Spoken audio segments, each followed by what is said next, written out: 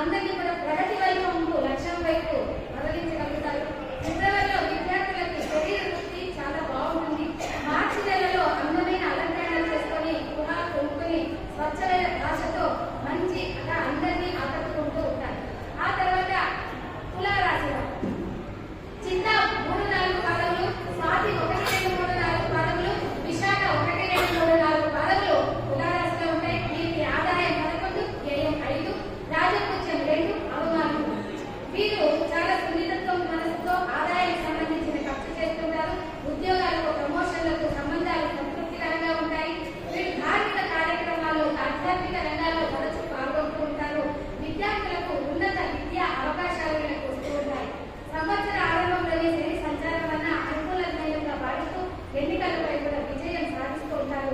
ఎన్నో ఉదర సమస్యలు ఉన్నప్పటికీ ఆరోగ్యంపై ప్రత్యేకమైన శ్రద్ధను వహించి ఉద్యోగంని, జీవన సమతుల్యతను, శారీరక ఆరోగ్యంగాను, రాహు సంచారం వల్ల మంచి ఫలితాలను పొందుతూ